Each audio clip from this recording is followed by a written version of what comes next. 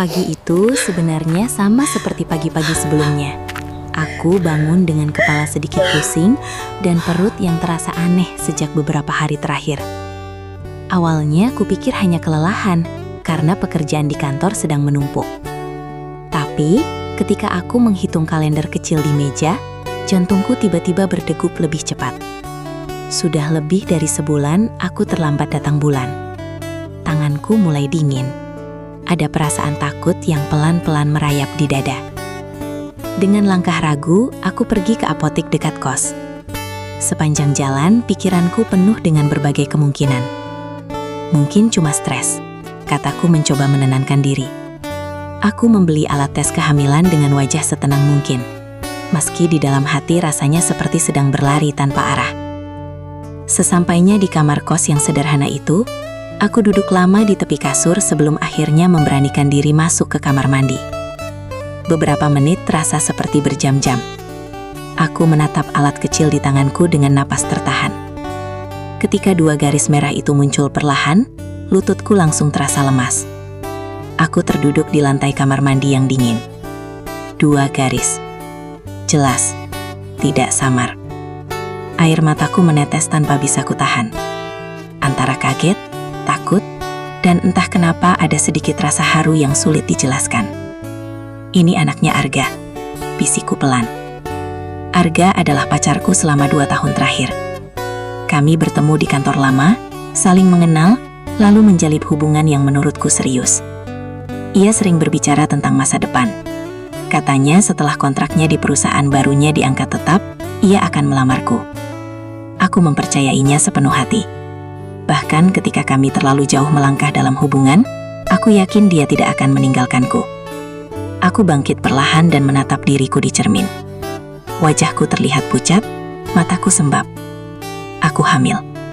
Ucapku lagi, mencoba menerima kenyataan. Tanganku refleks menyentuh perutku yang masih rata. Di sana, ada kehidupan kecil yang mulai tumbuh. Perasaan hangat tiba-tiba menyelusup di antara rasa takut. Bagaimanapun juga, ini adalah darah dagingku. Namun kebahagiaan kecil itu segera tertutup oleh bayangan pertanyaan besar. Bagaimana reaksi Arga? Apakah dia akan senang? Atau justru marah? Apakah dia akan menepati janjinya untuk bertanggung jawab? Kepalaku terasa penuh. Aku berjalan mondar-mandir di kamar, mencoba menyusun kata-kata yang akan kusampaikan padanya.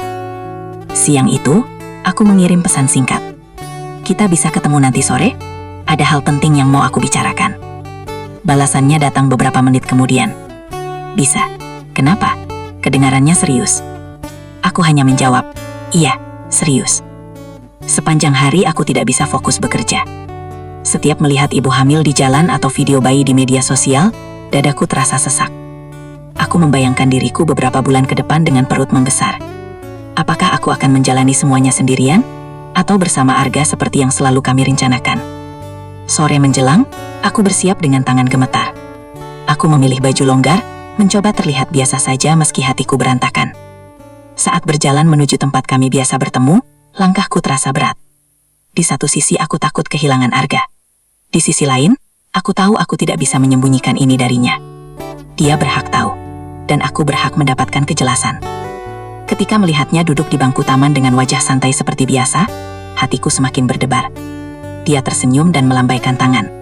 Senyum yang dulu selalu membuatku tenang, kini justru membuat air mataku hampir tumpah. Aku duduk di sampingnya, mencoba menarik napas panjang. Ada apa sih? Kamu kelihatan tegang banget, katanya sambil tertawa kecil. Aku menunduk sejenak. Dalam pikiranku, 2 garis merah itu kembali terbayang jelas. Garis yang mengubah hidupku selamanya. Aku tahu. Setelah kalimat ini keluar dari mulutku, tidak akan ada yang sama lagi. Gak, aku hamil. Angin sore tiba-tiba terasa lebih dingin. Dunia seolah berhenti beberapa detik. Aku menatap wajahnya, menunggu reaksi yang akan menentukan arah hidupku selanjutnya. Angin sore masih berhembus pelan di taman itu, tapi suasana di antara kami mendadak terasa berat. Setelah kalimat itu keluar dari mulutku, aku seperti kehilangan suara. Jantungku berdebar begitu keras sampai rasanya Arga pasti bisa mendengarnya. Aku hamil, ulangku pelan, memastikan dia tidak salah dengar. Arga yang tadi tersenyum langsung terdiam. Wajahnya yang biasanya cerah mendadak kaku. matanya membesar, lalu menghindari tatapanku. Ia tertawa kecil, tapi tawa itu terdengar dipaksakan. "Kamu bercanda kan?" katanya, mencoba terlihat santai. Aku menggeleng pelan. Tanganku gemetar saat mengeluarkan alat tes dari dalam tas dan menyerahkannya padanya. "Aku sudah cek tadi pagi. 2 garis." Ia menatap benda kecil itu lama sekali, seolah berharap garisnya akan hilang jika dipandang lebih lama. Tapi tentu saja tidak. 2 garis itu tetap ada, nyata dan tak bisa dibantah. "Ini nggak mungkin," gumamnya lirih. Dadaku terasa sesak mendengar reaksinya. Aku tahu ini bukan kabar ringan, tapi aku berharap setidaknya dia akan memegang tanganku, atau mengatakan bahwa semuanya akan baik-baik saja. Namun yang kulihat justru kepanikan yang semakin jelas di wajahnya. "Kita gimana sekarang?" tanyaku hati-hati. Arga mengusap wajahnya kasar. "Kamu yakin ini anakku?" katanya tiba-tiba. Pertanyaan itu seperti tamparan keras. Aku menatapnya tak percaya. "Maksud kamu apa? Selama ini aku cuma sama kamu." Ia terdiam lagi, lalu berdiri dan berjalan beberapa langkah menjauh. Tangannya bertolak pinggang, napasnya terlihat berat. "Aku belum siap, Ga," katanya akhirnya tanpa menatapku. "Kerjaanku aja masih kontrak. Orang tuaku juga belum tahu tentang hubungan kita sejauh ini." Air mataku mulai menggenang. "Aku juga nggak pernah siap untuk ini, tapi ini sudah terjadi. Ini anak kita nggak?" Ia kembali duduk, tapi jaraknya kini terasa jauh, meski hanya beberapa sentimeter. "Kenapa kamu nggak lebih hati-hati?" ucapnya pelan, namun jelas menyalahkan. Aku terdiam. Dalam hatiku, ada rasa bersalah, tapi juga ada rasa kecewa. Kami melakukan semuanya bersama, bukan aku sendiri. Namun saat kenyataan datang, seolah semua beban langsung diletakkan di pundakku. "Aku nggak nyalahin kamu," jawabku lirih. "Aku cuma pengen kita hadapi ini bareng-bareng." Arga tak langsung menjawab. Ia menatap ke arah jalanan, melihat orang-orang yang berlalu lalang tanpa tahu bahwa hidupku sedang berubah total. "Kasih aku waktu," katanya akhirnya. "Aku harus mikir." Waktu. Kata itu terasa begitu menakutkan. Aku takut. Waktu justru membuatnya semakin menjauh. Tapi aku tidak punya pilihan selain mengangguk pelan. Sepanjang perjalanan pulang, kami hampir tidak bicara. Ia hanya mengantarku sampai depan kos, tanpa seperti biasanya memeluk atau mencium keningku. Sebelum pergi, ia berkata, "Jangan cerita ke siapa-siapa dulu ya, kita tunggu sampai aku siap." Aku berdiri mematung melihat punggungnya menjauh. Ada perasaan asing yang mulai tumbuh di dadaku. Perasaan bahwa sesuatu sedang retak di antara kami. Malam itu aku tidak bisa tidur. Aku berbaring sambil memandangi langit-langit kamar yang gelap. Tanganku kembali menyentuh perutku. "Maaf ya," bisikku pelan pada calon bayiku. "Ibu lagi berusaha." Aku mencoba meyakinkan diri bahwa Arga hanya kaget. Siapapun pasti butuh waktu untuk mencerna kabar sebesar ini. Tapi bayangan wajahnya yang pucat dan panik terus terlintas di pikiranku. Keesokan harinya aku menunggu pesan darinya. Biasanya dia selalu mengirim chat pagi, sekedar mengucapkan selamat beraktivitas. Tapi hari itu, layar ponselku tetap sepi. Aku mencoba mengirim pesan lebih dulu. "Kamu lagi apa?" Balasannya datang 2 jam kemudian. "Lagi kerja, nanti aja ya." Jawaban singkat itu membuat hatiku semakin tidak tenang. Hari-hari berikutnya terasa berbeda. Ia lebih jarang menelpon. Jika aku membahas soal kehamilan, ia selalu mengalihkan topik atau berkata belum bisa membicarakannya sekarang.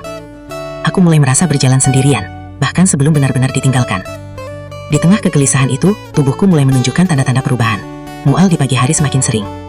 Aku harus menahan muntah di kamar mandi kantor agar tak menarik perhatian teman-teman. Setiap kali merasa lemah, aku teringat kembali kata-katanya. "Kasih aku waktu." Berapa lama waktu yang dia butuhkan? Dan apakah pada akhirnya waktu itu akan memilihku, atau justru menjauh dariku? Di dalam hatiku, ada ketakutan yang perlahan tumbuh. Ketakutan bahwa mungkin, sejak hari aku mengatakan, aku hamil, Arga sudah mulai mencari jalan keluar untuk dirinya sendiri. Dan aku mulai sadar, perjuangan ini mungkin tidak akan semudah yang kubayangkan. Hari-hari setelah pengakuan itu terasa semakin sunyi. Jika sebelumnya Arga selalu menjadi orang pertama yang mengirim pesan setiap pagi, kini ponselku lebih sering kosong. Tidak ada ucapan selamat pagi, tidak ada pertanyaan sederhana seperti, "Kamu sudah makan?" Yang ada hanya notifikasi dari grup kantor dan promo belanja yang terasa begitu tidak penting. Aku mencoba berpikir positif. Mungkin dia benar-benar butuh waktu. Mungkin dia sedang menenangkan diri. Tapi semakin hari, jarak itu semakin terasa nyata. Suatu malam aku memberanikan diri meneleponnya. Dering pertama tak diangkat. Dering kedua juga tidak. Baru pada panggilan ketiga ia menjawab dengan suara pelan. "Kenapa?" tanyanya singkat. "Aku cuma pengen dengar suara kamu," jawabku jujur. "Aku lagi capek banget. Bisa nggak jangan bahas yang berat-berat dulu?" Kata-kata itu seperti pintu yang ditutup perlahan di hadapanku. Aku menelan kecewa dan berkata pelan, "Aku cuma kangen." Ia terdiam sejenak, lalu menjawab, "Aku juga." Tapi nada suaranya tak lagi sama. Sejak saat itu, aku merasa berbicara dengannya seperti berbicara pada orang asing. Hangatnya hilang, tawa kecilnya jarang terdengar. Setiap kali aku mencoba menyinggung soal masa depan atau rencana, ia selalu berkata, "Nanti dulu ya." Sementara itu, tubuhku semakin berubah. Mual di pagi hari makin sering datang. Aku harus berlari ke kamar mandi kantor beberapa kali sehari. Seorang teman bahkan mulai curiga karena wajahku terlihat pucat. Aku hanya beralasan sedang kurang enak badan. Di kamar kos yang kecil itu, aku mulai terbiasa berbicara sendiri. Setiap malam aku duduk di tepi kasur, memegang perutku yang masih belum terlihat berbeda. "Kamu yang kuat ya," bisikku pada calon bayiku. Ibu lagi belajar jadi berani. Namun jauh di dalam hati, aku masih berharap Arga akan berubah. Aku membayangkan suatu hari dia datang dengan wajah lebih tenang, memelukku dan berkata bahwa dia siap bertanggung jawab. Harapan itu kecil, tapi masih ada. Suatu sore aku mengajaknya bertahu lagi. Ia sempat menolak dengan alasan sibuk, tapi akhirnya setuju setelah aku memohon. Kami bertemu di sebuah warung kopi sederhana. Aku datang lebih dulu dan menunggunya dengan perasaan campur aduk. Ketika ia datang, penampilannya terlihat sama seperti biasa. Tapi ada sesuatu yang berbeda dari sorot matanya. Lebih dingin, lebih jauh. "Kamu gimana sekarang?" tanyanya formal. "Aku sudah periksa ke bidan," jawabku pelan. "Kandunganku sehat, sudah hampir 2 bulan. Ia hanya mengangguk tanpa ekspresi. Tidak ada senyum bangga, tidak ada sentuhan lembut. Aku mencoba membaca wajahnya, tapi sulit sekali. "Ga," kataku hati-hati. "Kita harus mulai mikirin ke depan. Aku nggak bisa terus sembunyi. Perutku nanti akan kelihatan." Arga menghela nafas panjang. "Aku lagi cari solusi," katanya. "Solusi apa?" tanyaku bingung. Ia terdiam beberapa detik sebelum menjawab. "Ya, pokoknya solusi terbaik buat kita." Jawaban itu membuat dadaku sesak. Aku takut dengan kata solusi yang terdengar seperti jalan keluar untuk dirinya sendiri, bukan untuk kami. Setelah pertemuan itu, dia semakin sulit dihubungi. Pesanku kadang hanya dibaca tanpa balasan. Teleponku sering dialihkan. Bahkan media sosialnya mulai jarang aktif. Aku mulai merasakan firasat buruk yang sulit diabaikan. Suatu malam, ketika aku benar-benar merasa sendirian, aku menangis sejadi-jadinya. Bukan hanya karena takut, tapi karena merasa tidak lagi diinginkan. Lelaki yang dulu begitu yakin menggenggam tanganku, kini seperti perlahan melepaskannya. Aku duduk di lantai kamar, memeluk lutut sambil berbisik. "Kenapa kamu berubah, Ga? Kita yang buat ini bersama." Tidak ada jawaban, hanya suara kipas angin yang berputar pelan di atas kepalaku. Di tengah kesedihan itu, ada satu hal yang mulai tumbuh dalam diriku. Kesadaran bahwa aku tak bisa terus bergantung pada Arga. Jika ia benar-benar menjauh, aku harus bersiap berdiri sendiri.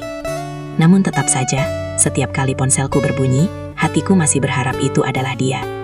Berharap dia berkata bahwa semua ketakutan ini hanya salah paham. Aku belum tahu bahwa jarak yang terasa sekarang hanyalah awal dari perpisahan yang lebih menyakitkan. Sudah hampir 1 minggu, Arga benar-benar menghilang. Pesanku tak lagi dibalas. Teleponku langsung masuk ke kotak suara.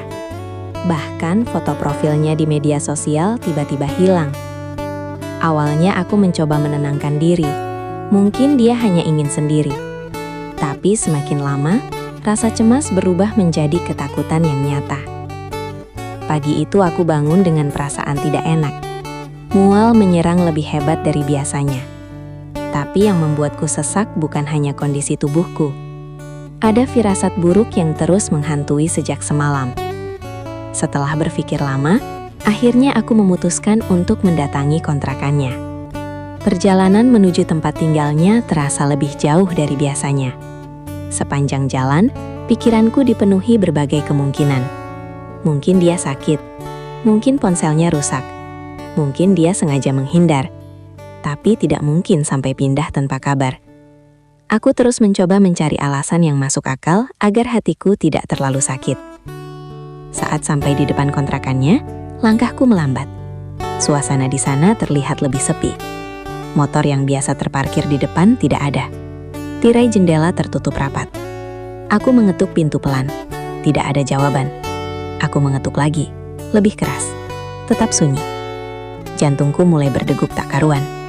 Aku mencoba memutar gagang pintu, tapi terkunci. Saat itulah, seorang ibu dari rumah sebelah keluar dan menatapku. "Mbak, nyari Mas Arga?" tanyanya. "Iya, Bu. Dia ada?" jawabku dengan suara hampir tak terdengar.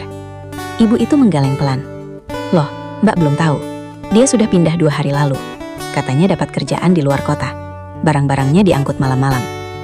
Dunia seperti runtuh seketika. Aku berdiri kaku, sulit memproses kata-kata itu. "Pindah?" ulangku pelan. "Iya, cepat sekali pindahnya. Nggak pamit juga sama tetangga," lanjut ibu itu sebelum kembali masuk ke rumahnya. Aku menatap pintu kontrakan yang kini terasa seperti tembok besar memisahkanku dari kenyataan. Pindah, tanpa kabar, tanpa pesan, tanpa satupun penjelasan untukku. Lututku melemas. Aku terduduk di teras kontrakan kosong itu. Air mataku mengalir tanpa bisa dihentikan. Jadi ini solusi yang dia maksud? Pergi begitu saja? Tanganku gemetar saat mencoba menelponnya sekali lagi. Nomornya sudah tidak aktif. Aku membuka media sosialnya, tapi akunnya tidak ditemukan. Seolah-olah dia sengaja menghapus dirinya dari hidupku. "Kenapa gak?" bisikku lirih di antara tangis.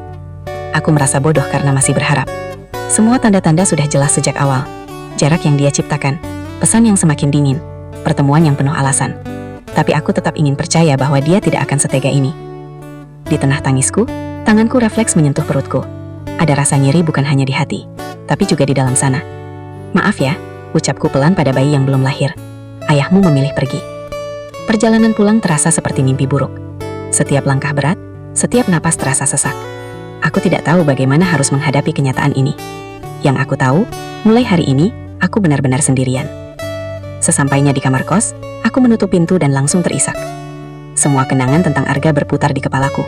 Tawa kami, rencana masa depan, janji-janji manisnya. Semua terasa seperti kebohongan. Aku memandangi foto kami yang masih terpajang di meja kecil. Dengan tangan gemetar, aku membalikan foto itu menghadap ke bawah. Bukan karena aku membencinya, tapi karena aku tidak sanggup melihatnya lagi. Malam itu aku tidak makan. Aku hanya berbaring memeluk bantal, mencoba menerima kenyataan bahwa lelaki yang kucintai telah memilih lari dari tanggung jawab. Tidak ada pesan perpisahan, tidak ada penjelasan, hanya keheningan. Di antara isak tangis yang tak kunjung berhenti, perlahan muncul satu kesadaran pahit. Aku tidak bisa lagi menunggu. Arga sudah membuat pilihannya. Dan sekarang, aku harus mulai memikirkan pilihanku sendiri. Setelah Arga benar-benar pergi tanpa kabar, aku merasa dunia di sekitarku runtuh perlahan. Kos yang tadinya terasa nyaman, kini sunyi dan dingin. Malam-malam terasa panjang, dan bayangan masa depan yang tidak pasti membuatku sering terjaga. Setiap kali membuka mata dari tidur yang tidak nyenyak, yang pertama kali terlintas di kepala adalah aku hamil dan dia pergi. Aku tahu aku tidak bisa terus berada di sini sendirian, menghadapi segala rasa sakit dan ketakutan. Dengan napas berat, aku akhirnya memutuskan untuk pulang ke rumah orang tuaku di kampung halaman. Perjalanan itu terasa seperti beban yang kutarik sendiri. Setiap kilometer yang kulewati, rasa cemas bercampur rasa malu. Aku pulang bukan sebagai anak perempuan yang bangga, tetapi membawa kabar yang berat. Sesampainya di rumah, aku melihat ibu sedang menyapu halaman.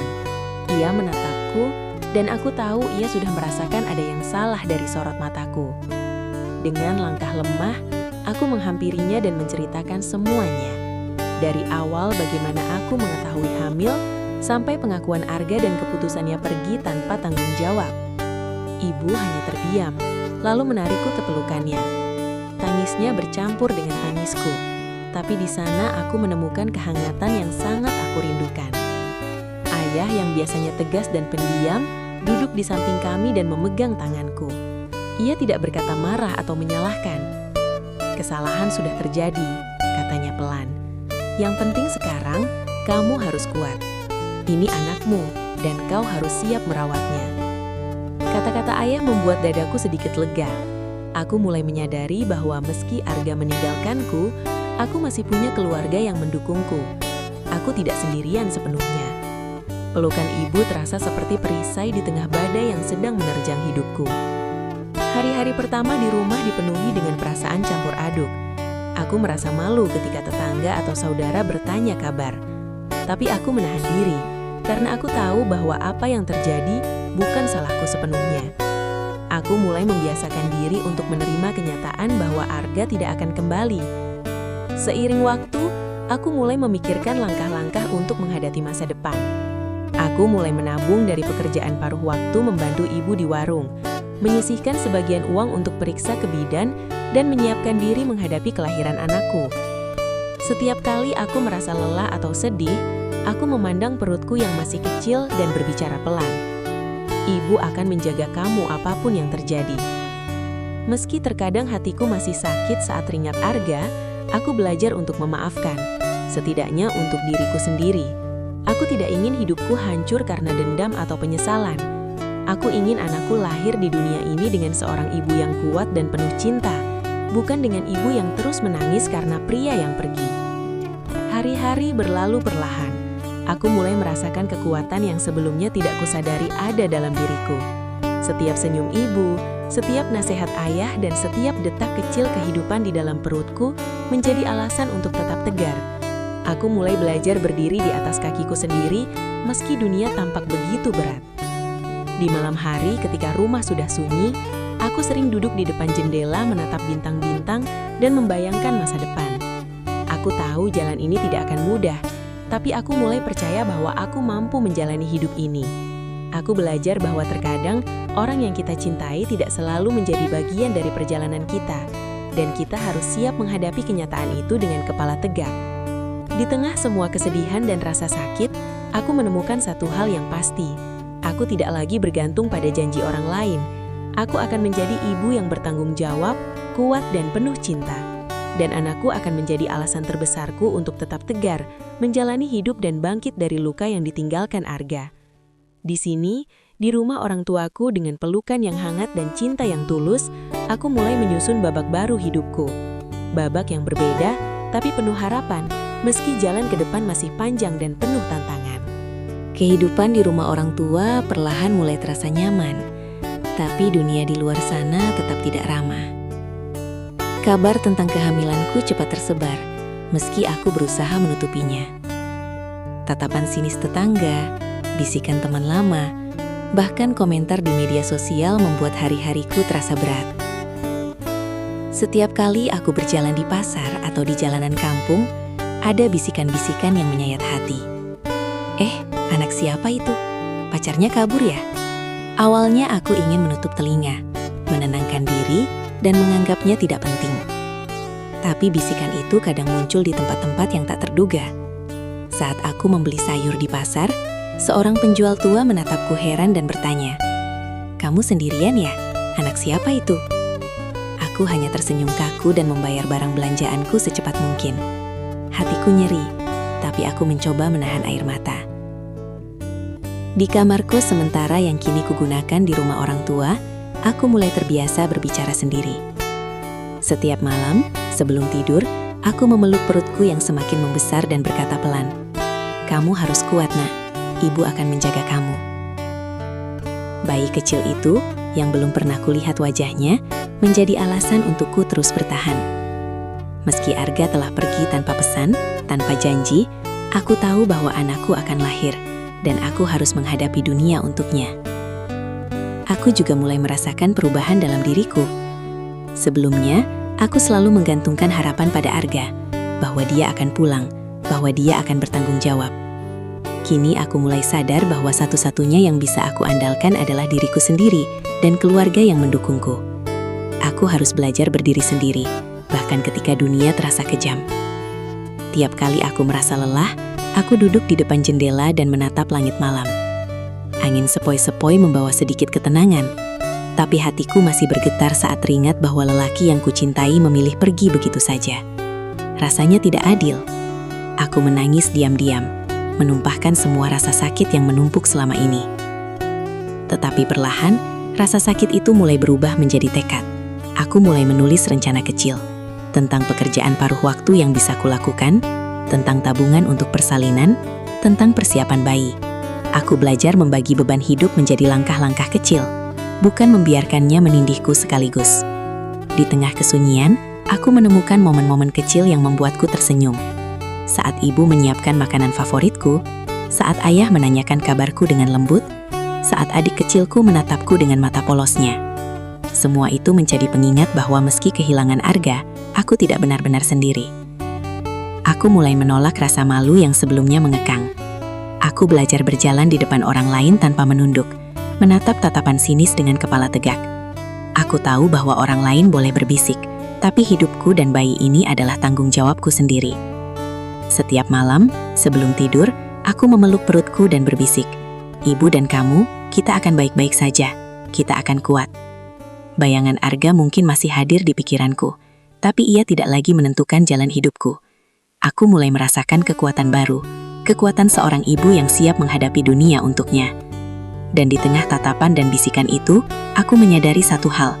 Rasa sakit boleh ada, tapi kekuatan yang lahir dari cinta akan jauh lebih besar. Dari sinilah aku mulai menata hidup baru, belajar tegar, dan mempersiapkan diri untuk menghadapi babak terpenting dalam hidupku, kelahiran anakku. Bulan demi bulan berlalu, perutku semakin membesar, dan setiap perubahan yang kurasakan membuatku semakin sadar bahwa ada kehidupan kecil yang bergantung padaku. Bayi ini bukan hanya darah dagingku, tapi juga alasan terbesarku untuk tetap tegar.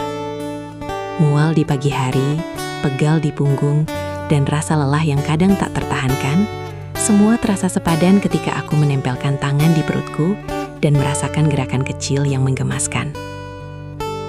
Aku mulai rutin memeriksakan kehamilan ke bidan kampung.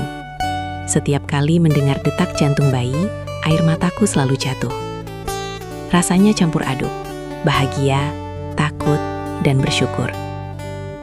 Setiap detak jantung itu seperti pengingat bahwa aku harus kuat. Aku tidak bisa menyerah, tidak boleh lemah. Anak ini membutuhkan ibunya yang tangguh. Meski Arga tidak pernah muncul lagi, aku belajar menerima kenyataan. Setiap hari aku menegaskan pada diriku sendiri bahwa dia telah memilih jalannya, dan aku harus memilih jalanku sendiri. Aku mulai mempersiapkan rumah kecil kami untuk kedatangan bayi. Ibu membantuku menyiapkan pakaian kecil, popok, dan peralatan bayi sederhana. Ayah menyiapkan kamar kecil dengan kasur tambahan dan lemari kecil untuk menyimpan semua perlengkapan bayi. Di sela-sela rutinitas, aku juga mulai bekerja dari rumah, membantu desain sederhana untuk tetangga dan teman. Uang hasil pekerjaan itu kugunakan untuk menabung biaya persalinan dan keperluan bayi. Setiap koin yang kutabung terasa seperti investasi untuk masa depan kami. Aku merasa bangga pada diriku sendiri, karena meski sendirian, aku bisa mandiri. Namun perjalanan ini tidak mudah. Terkadang rasa lelah fisik dan emosi datang bersamaan. Aku sering menangis di malam hari, memeluk bantal sambil menatap langit-langit kamar. Aku merindukan Arga, merindukan kata-kata manisnya, dan bayangan masa depan yang pernah kami rencanakan. Tapi aku selalu mengingatkan diriku sendiri. Anak ini bukan salahku, dan aku tidak boleh lemah karena ketidakhadiran orang lain. Setiap gerakan kecil bayi membuatku tersenyum, meski dunia kadang terasa tidak adil. Aku berbicara padanya setiap malam, menceritakan tentang kehidupanku, tentang keluarga yang mencintainya, dan tentang ibu yang akan selalu melindunginya. "Nak, kita berdua akan melalui semuanya," bisikku. "Ibu berjanji akan menjaga kamu, apapun yang terjadi." Hari-hari berlalu, dan aku mulai merasakan perubahan dalam diri. Rasa takut dan sedih perlahan digantikan dengan rasa percaya diri. Aku mulai menata hidupku, belajar membuat keputusan sendiri, dan menyadari bahwa menjadi seorang ibu adalah tanggung jawab terbesar yang pernah kujalani. Aku belajar sabar, kuat, dan penuh kasih. Meskipun Arga pergi dan mungkin tidak pernah kembali, aku menemukan kekuatan baru. Kekuatan yang lahir dari cinta, dari tanggung jawab, dan dari tekad untuk memberikan yang terbaik bagi anakku. Aku mulai memahami bahwa seorang ibu tidak hanya lahir dari cinta seorang pria, tapi dari keberanian seorang wanita untuk bertahan dan menjaga anaknya, apapun yang terjadi. Malam itu, saat memeluk perutku dan mendengar gerakan kecil bayi, aku tersenyum dalam diam. Aku tahu, perjalanan ini masih panjang dan penuh tantangan. Tapi aku tidak takut lagi. Aku siap menghadapi semua hal, karena kini aku bukan hanya gadis yang terluka. Aku adalah seorang ibu. Dan kekuatan itu lebih besar dari rasa sakit manapun yang pernah kurasakan. Dari sinilah aku mulai menapaki babak baru, tidak lagi menunggu kehadiran Arga, tetapi menatap masa depan dengan bayi yang akan segera lahir di pelukanku, menjadi cahaya dalam hidupku yang pernah gelap. Hari itu akhirnya tiba. Setelah 9 bulan penuh perjuangan, rasa sakit dan ketegangan, aku berdiri di ambang pengalaman paling menakjubkan dalam hidupku, persalinan. Malam sebelumnya aku sulit tidur, bukan karena takut sakitnya, tapi karena campuran rasa cemas dan bahagia yang tak bisa dijelaskan. Aku memikirkan bayi kecilku, anak yang selama ini kurawat, yang sudah menjadi alasan terbesarku untuk bertahan. Dan hatiku dipenuhi cinta yang begitu besar. Pagi itu, aku dibawa ke bidan oleh ibu. Jalan menuju klinik terasa lambat, meski sebenarnya hanya beberapa kilometer dari rumah. Setiap hentakan motor terasa seperti detak jantung yang menandai detik-detik penting yang akan mengubah hidupku selamanya. Bidan menyambut dengan senyum hangat dan menenangkan, tapi aku tahu bahwa perjuangan fisik yang sesungguhnya baru saja dimulai. Rasa sakit datang bertubi-tubi, mual, kontraksi, dan rasa lelah yang menguras tenaga membuatku hampir menyerah. Tapi setiap kali aku menatap ibu di sampingku yang menggenggam tanganku, aku menemukan kekuatan untuk terus melawan. Aku menahan napas, menekankan kaki, dan berteriak ketika rasa sakit semakin hebat. Suara tangisku bercampur dengan bisikan bidan yang memberi semangat. "Tarik napas dalam, Kak. Kamu bisa," kata bidan. "Ini hampir selesai, sayang," ibu menambahkan, matanya berkaca-kaca. Aku menggenggam erat tangan mereka, dan bayangan anakku terus memenuhi pikiranku. Aku membayangkan wajah mungilnya, tangannya yang kecil, dan suara tangis pertamanya yang akan membuat semua rasa sakit ini terasa sepadan. Beberapa jam berlalu dengan penuh perjuangan. Rasa lelah hampir membuatku menyerah, tapi kemudian aku mendengar suara yang tak akan pernah kulupakan. Tangisan bayi pertamaku. Suara itu memenuhi ruangan, menembus semua rasa sakit, dan langsung membuat air mataku tumpah. Tangisan itu bukan hanya tanda kehidupan, tapi juga simbol kemenangan. Aku berhasil membawa seorang manusia kecil ke dunia ini dengan selamat. Bidan menaruh bayi itu di dadaku. Aku menatap wajahnya yang masih merah dan basah, rambut halusnya menempel di dahi, mata kecilnya yang mulai berkedip. Perasaan yang kualami sulit dijelaskan dengan kata-kata. Ada rasa bahagia yang tak terkira, rasa lega yang mendalam, dan cinta yang meledak di dadaku. "Ibu di sini, Nak. Ibu selalu ada," bisikku sambil memeluknya erat. Ibu dan ayah juga menangis di sisiku, ikut merasakan kebahagiaan yang sama. Mereka melihatku bukan lagi sebagai anak perempuan yang rapuh, tapi sebagai seorang ibu yang tangguh, yang berhasil menghadapi perjalanan paling berat dalam hidupnya. Aku menamai bayi laki-laki itu Rafa, yang berarti kebahagiaan. Nama itu terdengar sempurna di telingaku, seperti doa yang terkabul. Aku tahu, bagaimanapun hidup akan terus menantangku, tetapi dengan Rafa di pelukanku, aku siap menghadapi semuanya. Malam itu setelah semua rasa sakit dan perjuangan berlalu, aku duduk di kursi kecil dengan Rafa di pangkuanku. Rumah terasa hangat, meski lampu remang-remang. Aku menatap bayi kecilku dan tersenyum. Rasa lelah hilang digantikan cinta yang tiada tara. Aku merasa utuh, meski tanpa Arga di sisi. Anakku lahir, dan dengan itu aku menemukan kebahagiaan yang tidak tergantikan. Aku sadar, hidup ini mungkin tidak berjalan sesuai rencana awal. Pacarku mungkin telah meninggalkanku saat aku paling membutuhkannya. Tapi aku telah menemukan kekuatan yang sebelumnya tak pernah kusadari ada dalam diriku. Aku adalah seorang ibu. Dan kini, dengan Rafa di pelukanku, aku tahu bahwa tidak ada hal di dunia ini yang lebih berharga daripada cinta dan tanggung jawab seorang ibu. Hari itu menutup satu bab besar dalam hidupku, tapi sekaligus membuka bab baru. Bab yang penuh harapan, cinta, dan tekad untuk memberikan yang terbaik bagi Rafa, anakku yang paling berharga.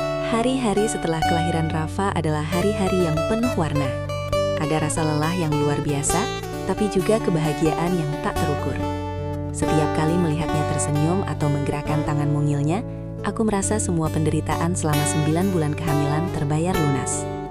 Meski begitu, bayangan Arga masih sering menghantui pikiranku, terutama di malam-malam sunyi ketika hanya Rafa dan aku yang terjaga. Awalnya aku masih sering menangis diam-diam, meratapi kepergiannya yang tiba-tiba, dan rasa sakit karena pengkhianatan itu. Mengapa dia bisa begitu tega meninggalkan aku dan anaknya? Mengapa semua janji manis yang dulu diucapkannya ternyata kosong? Aku mencoba memahami, tapi setiap kali mencoba, luka itu terasa makin dalam. Namun seiring waktu, perlahan aku mulai menemukan kedamaian. Aku menyadari bahwa menangisi seseorang yang memilih pergi hanya akan membuatku lemah. Rafa membutuhkan ibu yang kuat, bukan ibu yang terus menyesali masa lalu. Aku belajar untuk memaafkan, bukan untuk Arga, tapi untuk diriku sendiri. Memaafkan berarti melepaskan beban agar aku bisa melangkah maju. Rutinitas sehari-hari mulai menenangkan hatiku. Memberi makan Rafa, mengganti popoknya, dan menidurkannya membuatku semakin dekat dengannya. Setiap senyumnya, setiap gerak tangannya, seolah memberitahu aku bahwa aku melakukan hal yang benar. Aku mulai menata hidup dengan jadwal yang jelas, menyisihkan waktu untuk istirahat, dan perlahan menata rumah agar nyaman bagi Rafa dan diriku. Di sisi lain, aku mulai belajar berdikari. Bantuan dari orang tua sangat berarti, tapi aku juga ingin bisa mandiri. Aku menerima pekerjaan kecil dari rumah, membuat kerajinan tangan dan desain sederhana untuk tetangga dan teman, agar bisa menabung untuk masa depan Rafa. Setiap rupiah yang kudapat terasa seperti kemenangan kecil, bukti bahwa aku mampu menjalani hidup tanpa bergantung pada lelaki yang pergi meninggalkanku. Sosok Arga mulai kehilangan tempat dalam pikiranku, bukan karena aku melupakannya, tapi karena aku memilih fokus pada Rafa dan hidupku sendiri. Rasa sakit itu tidak hilang sepenuhnya, tapi ia mulai menjadi pelajaran berharga. Aku belajar bahwa cinta sejati bukan hanya tentang janji manis atau kehadiran seseorang, tapi tentang tanggung jawab dan keberanian menghadapi kenyataan. Aku juga mulai membangun hubungan yang lebih erat dengan keluarga. Ibu selalu menjadi tempatku bersandar, berbagi cerita, dan mendapatkan semangat. Ayah, yang awalnya terlihat tegas dan kaku, kini selalu ada memberikan nasihat bijak dan dukungan praktis. Mereka mengajarkanku bahwa hidup mungkin tidak selalu adil, tapi kita selalu bisa memilih untuk bangkit dan kuat. Pada malam-malam tertentu, ketika Rafa tertidur pulas di pelukanku, aku menatap langit-langit kamar dan menghela napas panjang. Hatiku mulai terasa ringan, luka yang dulu begitu dalam perlahan sembuh. Aku sadar, meski dunia kadang kejam dan orang yang kita cintai bisa pergi begitu saja, hidup tetap harus dijalani. Aku tersenyum sendiri sambil mengusap kepala Rafa. Nak, ibu janji, kita akan baik-baik saja. Kita punya satu sama lain, dan itu sudah cukup. Kata-kata itu bukan sekadar janji, tapi tekad. Aku tahu, babak hidupku yang baru telah dimulai. Tidak lagi menunggu orang yang pergi, tetapi menatap masa depan dengan keberanian, cinta, dan harapan. Dalam kesunyian malam itu, aku merasa utuh. Luka mungkin masih ada, tapi ia tidak lagi melemahkan. Ia mengajarkan aku arti kekuatan, kesabaran, dan cinta yang tulus. Aku adalah seorang ibu, dan dari sinilah perjalanan baru untukku dan Rafa dimulai, dengan hati yang perlahan sembuh dan siap menghadapi dunia. Beberapa bulan telah berlalu sejak kelahiran Rafa. Waktu terasa begitu cepat, tapi setiap detik yang kuhabiskan bersamanya adalah anugerah yang tak tergantikan. Aku mulai terbiasa dengan rutinitas baru. Memberi makan, mengganti popok, menidurkan Rafa, dan kadang menangani tangisan yang tak bisa ditenangkan. Meski lelah fisik sering menghampiri, hatiku tidak pernah merasa seberat dulu. Ada rasa puas dan bahagia yang menggantikan rasa takut dan kesepian. Aku menyadari, hidupku memang tidak berjalan seperti yang kuimpikan. Pacarku, Arga, telah memilih pergi saat aku paling membutuhkannya. Semua janji manisnya kini hanya menjadi kenangan pahit. Namun dari luka itu, aku belajar sesuatu yang jauh lebih berharga. Kekuatan seorang ibu. Aku belajar untuk berdiri sendiri, mengambil keputusan tanpa bergantung pada orang lain, dan menghadapi dunia demi anakku.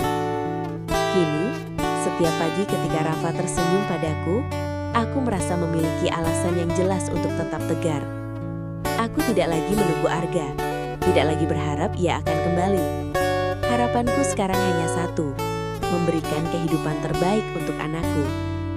Aku belajar menata keuangan, menjaga kesehatan, dan menyiapkan masa depan Rafa dengan sebaik-baiknya. Lingkungan sekitar yang dulu penuh tatapan sinis dan bisikan mulai aku abaikan. Aku tidak lagi peduli dengan komentar orang-orang. Mereka boleh berbisik, tapi aku tahu apa yang penting. Rafa sehat, bahagia, dan dicintai.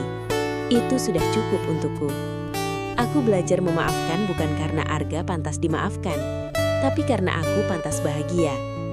Suatu sore, aku duduk di teras rumah sambil memeluk Rafa yang tertidur pulas di pelukanku. Angin sore menyejukkan, dan langit berwarna keemasan menandai akhir hari. Aku menatap wajah kecil Rafa dan tersenyum. Nak, kita sudah melalui banyak hal ya. Ibu janji akan selalu menjaga kamu.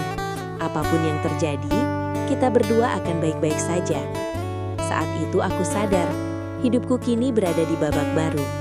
Babak yang tidak lagi diwarnai kekecewaan, penyesalan, atau ketergantungan pada orang lain. Babak ini tentang keberanian, tanggung jawab, dan cinta yang tulus. Aku bukan lagi gadis yang takut menghadapi dunia. Aku seorang ibu yang siap berjuang untuk anakku. Aku mulai menulis rencana hidup baru, melanjutkan pendidikan, menabung untuk masa depan Rafa, dan mempersiapkan rumah yang hangat dan aman untuknya. Setiap langkah kecil yang kuambil terasa berarti. Setiap keputusan yang kuambil bukan hanya untuk diriku, tapi juga untuk anakku. Aku belajar bahwa menjadi ibu bukan sekedar memberi makan dan merawat, tapi juga menyiapkan masa depan yang penuh cinta, perlindungan, dan kesempatan. Malam itu, ketika Rafa tertidur pulas dan rumah terasa sunyi, Aku duduk di kursi sambil menatap bintang-bintang. Aku tersenyum, menghela nafas panjang, dan merasakan damai yang sebelumnya sulit kutemukan. Hidupku memang berubah total. Pacarku kabur, dan aku harus menjalaninya sendiri. Tapi dari semua itu, lahir kekuatan, cinta, dan tekad yang tak tergoyahkan. Aku tahu, perjalanan ini tidak akan selalu mudah. Akan ada tantangan, rasa lelah, dan kesepian. Tapi aku siap. Aku memiliki Rafa dan aku memiliki diriku sendiri. Dua alasan kuat yang membuatku tidak akan menyerah. Dan disinilah aku memulai babak baru kehidupanku. Babak yang bukan tentang kehilangan atau pengkhianatan, tapi tentang keberanian, cinta, dan harapan. Babak di mana aku bukan hanya seorang gadis yang terluka, tapi seorang ibu yang kuat, tegar, dan siap menghadapi dunia demi anaknya. Rafa adalah cahaya di tengah gelapku, alasan untuk terus tersenyum, dan bukti bahwa dari luka bisa lahir kekuatan yang luar biasa. Dari sinilah aku melangkah maju, menatap masa depan dengan hati yang teguh, siap menulis kisah baru, kisah tentang ibu dan anak yang tak akan pernah tergoyahkan oleh siapapun atau apapun.